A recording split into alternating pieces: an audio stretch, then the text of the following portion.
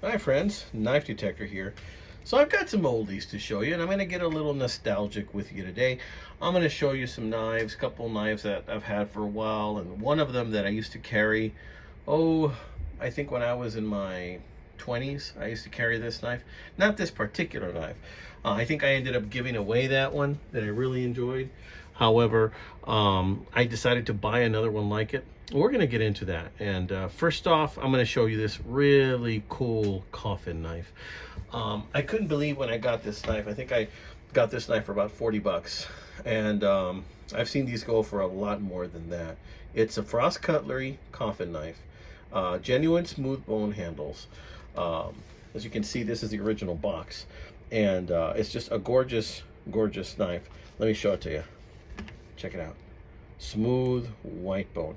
Now I believe this may have been from the 80s or 90s, possibly 90s, and it's about 6 inches long in the closed position. But see how it's shaped like a coffin? Very interesting. Look at that beautiful, beautiful smooth bone. Nickel silver bolsters, brass liners. Let's check out the blade. Ooh, it's a big blade.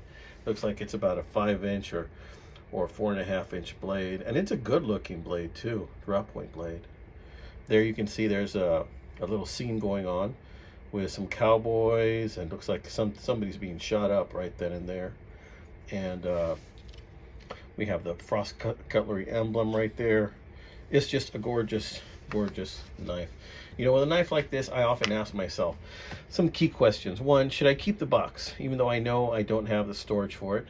And I should probably keep the box, because if I do end up selling it, you know, the price would probably go a little higher if I keep the box. However, if I don't keep the box, then that pretty much implies that I'm going to be carrying this thing. And I do want to carry this. How would I carry this, you might ask? Well, I suppose I could find a sheath large enough to carry something like this. But wouldn't it be cool being in a restaurant and just pulling this bad boy out of your back pocket and opening her up and just like, you know, cutting your food with it, or a steak kind of thing? Not bad, right? Check it out. Let's see. No half stop, but snap closed. Just a real beauty of a knife. And you can tell it's never really been carried. It's just been boxed up. My guess is that this was in somebody's collection, and they had to let it go, or somebody passed on and their kids sold it. You know, I think I got a good price on it. You know, I hope that the seller also thinks the same as well. I told you I paid about 44 bucks for it. I'm really happy with it. And I might just end up using this as a back pocket knife. You know, this just looks like it would be perfect for that. But in any case, let's put this away. Look at all the markings on that box from age.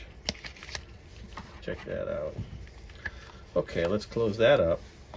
Now, this is the knife I was telling you about. Now, in case you're wondering what's going on, there's some noises here. That is my cat, Jinxie, and she is trying to enter into a cabinet where the Tupperware is for whatever reason. And she's just being a little mischievous. So we'll just let her do her thing, okay? But that's the noise in case you're hearing something. My house isn't haunted that I know of. All right, so check this out. This is an old-timer pouch, but this is not the pouch the knife came with. The knife originally came with something like this, but this is a modern version of that. But I had this newer one for another knife, and it fitted just fine. So this is the 47 OT. Gosh, guys, I carried this, I think, during my late 20s, the 47 OT. Brought me a lot of pleasure. Was always handy when I needed it. It has a double thumb stud, and it's a plastic thumb stud. Oftentimes when you find these used, you'll see that this is missing. It has fallen off, and there's a little square there that holds it in place. But this is a very good example. It's got a really nice blade to it. Really nice clip point, serrated, half serrated and half regular blade, and it's just a really sweet looking blade. It has a really nice textured, there's some micro lines in here, I think you can see them, rubber handle. Now on some of these that maybe were not taken care of and maybe were left in the heat, this rubber tends to liquefy and it gets really, really bad sometimes. But this is a good example, and it hasn't happened to this one yet. The blade is not very thick, as you can see. It's very thin. That just makes it a better slicer, in my opinion. And I believe this knife had another name aside from the 47 OT. I believe this knife was actually called the Beast at one point. I think that was one of the names for this knife. The Old Timer 47 OT, the Beast, is what they used to call this. And I can see why. This is a very good work knife. It'll take care of a lot of things that you need. It's not very heavy at all. Its construction makes it very good also for field dressing an animal.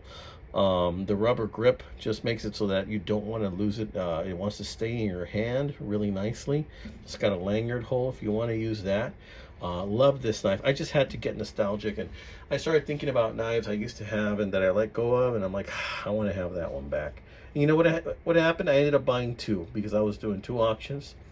So I ended up buying two of these knives, and I think I might still have the other one. I don't think I've sold it yet, or maybe I did. I've been selling a couple of knives lately, but check out my eBay site every once in a while. You might see a knife or two for sale. All right, so I wanted to show you that guy, right? I'll leave that out here because, well, he's just so darn nice to look at, right? We're just gonna leave him out here on this old timer sheath. Now, this next knife I'm going to show you is not a Meyerco knife. This sheath says Meyerco Blackie Collins, but I have the knife in here because it's one of the few sheaths I have that will actually fit a knife this size. Why am I showing you this old knife? Well, because I've done a video of this knife in the past. This is an Edgemark Explorer Professional. Back then, Edgemark used to make these beautiful knives to compete with the Buck 110 and the 112. This particular knife, I think, is from the 70s, probably 77 through 79 or 80. And it's got brass bolsters. It's just a heavy chunk of knife right here. It's got beautiful wood handles, brass liners. It's a heavy knife. It even has a lanyard hole right there. Now, if you take a look at the blade, it has this nice scimitar type of shape to it. Kind of just sways up like that, upswept. And you can see here it's got a little bit of oil from the last time that I cleaned it. I'll wipe that off. So the reason I'm showing you this one is because I've actually been contemplating selling this bad boy. I've actually been contemplating selling it. Why? I do like this knife, but the thing is, it's impractical carrying something that heavy. You know what I mean? Am I ever gonna use it? You know, I could take this with me, carry it around, and have it in my back pocket. Of course, it might weigh my pants down because the darn thing is just so heavy. It weighs, I think, close to a pound. I don't know, but it's a pretty heavy chunk of brass. It's a nice knife, and I've seen these going on sale on eBay for probably 65 to 100 bucks, something like that. And I don't know, part of me wants to sell it and get something smaller, a little bit more elegant, maybe a Moore Maker, maybe another Stockman, maybe a nice little Shat Morgan baby sunfish, you know. Part of me is thinking, you know, what I could possibly get if I sell this knife. So anyways, it's right here, guys. Take a look at it and let me know. Should I sell this bad boy? I don't know. Part of me is thinking maybe yes. Maybe I should sell this bad boy. So I wanted to show you these honey of knives right here. These are some big boys, right? And I'll just lay them out for you here so you can take a look at them again. And I wanted to just show you some big boys today and some older knives.